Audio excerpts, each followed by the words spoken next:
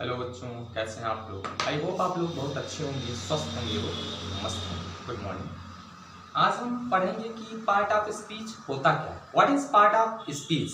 देखो, जैसे कि इसके नाम से ही पता चलता है कि किसी स्पीच का पार्ट होगा। ठीक है, तो आज हम पढ़ेंगे पार्ट ऑफ स्पीच होता क्या है। पार्ट ऑफ स्पीच ये होता क्या है। देखो, पार्ट ऑफ स्पीच बनाने की जरूरत क्यों पड़ी।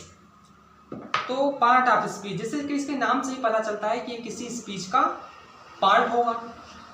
अब जैसे कि हम एग्जांपल लेते हैं, जो बर्थडे का एक केक आता है ना, उसको बनाने के लिए क्या क्या चीजें चाहिए, उसे ही नाम दे दिया गया है पार्ट ऑफ स्पीच का। और उन्हीं इंग्रेडिएंट्स को हम एक एक करके पढ़ेंगे। अब जैसे हमको एक केक बनाने के लिए क्या क्या चीजें चाहिए, क्या क्या चीजें रिक्वायर है। तो एक केक बनाने के लिए हमको पता है कि मैदा चाहिए, चीनी चाहिए, बटर चाहिए, एग्स चाहिए, बेकिंग पाउडर चाहिए, वेनिला एसेंस चाहिए, मिल्क चाहिए और कोकोआ पाउडर चाहिए। तो इन सब चीजों से मिलके एक हमारा केक बनता है।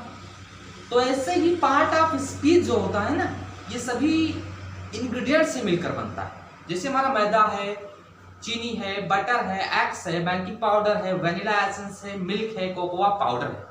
इन सब से मिलकर एक हमारा बनता है पार्ट ऑफ स्पीच। केक को हम क्या मान लेंगे, पार्ट ऑफ स्पीच। और इन्हीं इंग्रेडिएंट्स को हम आगे केक करके पढ़ेंगे। आई होप आपको समझ में आ गया होगा कि पार्ट ऑफ स्पीच बनाने की जरूरत क्यों पड़ी।